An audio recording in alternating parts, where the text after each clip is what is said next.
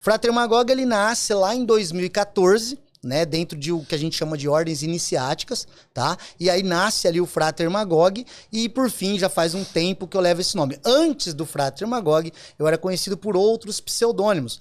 Esse pseudônimo você vai entender durante o tempo que a gente falar um pouco de ordens iniciáticas, o porquê que ele existe. Mas, em geral, normalmente é escolhido, né, um nome ou o que a gente chama de mote para representar algo que você almeja alcançar.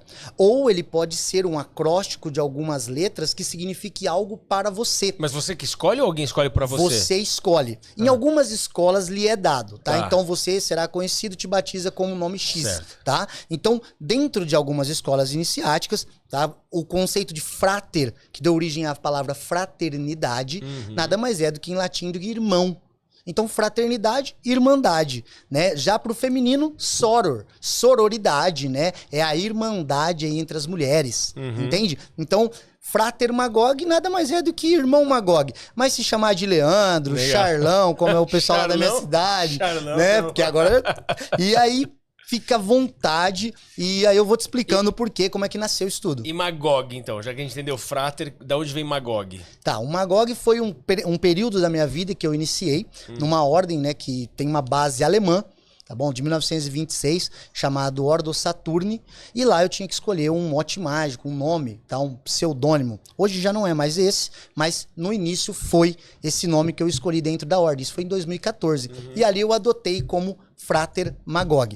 O Magog, ele é uma mistura, né? Ele tem tanto, o pessoal pensa que é o Magog de Gog e Magog bíblico, né? Da guerra entre as tribos. Mas, na verdade, o Magog, pra mim, ele tem a ver com mago Gimel, mago camelo, no sentido de alguém que é resistente e resiliente para atravessar o deserto, as dificuldades. Entendeu? Aquele que com um pouco do que tem, da água que tem, é capaz de enfrentar grandes dificuldades para ir em direção ao seu objetivo, ao seu oásis. Nome de responsabilidade, Entendeu? hein? Então, retratou parte do que foi a minha vida, né, fora da vida iniciática, já que eu vinha de outras escolas também, antes dessa ordem, e assim, ao mesmo tempo, tinha tudo a ver com o que a gente quer entender. Por exemplo, o fator daquele do camelo ter essa figura de ser resiliente, de ser resistente, de ser capaz de atravessar aquilo que a maioria ficaria pelo caminho. Então, pela força da vontade, eu fui capaz de atravessar o meu deserto. Então, o que é o meu deserto, Raul? Foi a perda da minha avó, na minha vida, que foi minha mãe. Em inglês, grandmother, né? A grande mãe. Então, se você pegar esses paralelos em outros lugares, você vai ver esse conceito da grande mãe e tudo mais. Mas eu tive esse período, um falecimento da minha avó. Eu tive um período em que eu fiquei ali literalmente perguntando pra mim mesmo, pra que será que a gente tá aqui?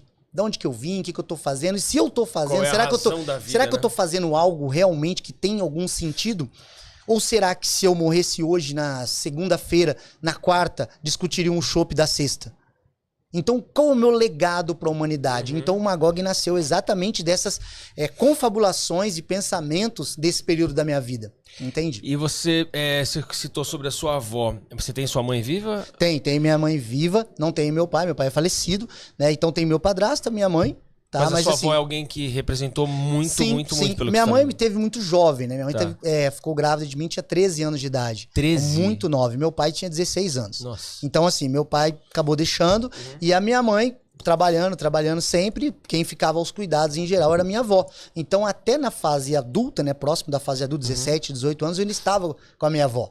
Então, querendo ou não, acabei trabalhando muito cedo, acabei ajudando em casa muito cedo, conhecendo o mundo real muito cedo, não vivendo, né? Eu até brinco, quando eu cheguei na internet, isso aqui tudo era mato. Sou da discada, do Mirk, do ICQ, depois MSN, tô denunciando idade, hein? Depois MSN, Orkut, Facebook, Instagram, TikTok, Twitter, entende? Então, e Twitter bem antes aí do TikTok. Mas, então, você vê como a coisa chegou de uma maneira. Eu conheci esse mundo que hoje eu vivo de uma maneira. Por exemplo, na época do Xerox, na base do copiar à mão, na base do viajar longa distância, ordens iniciáticas em especial.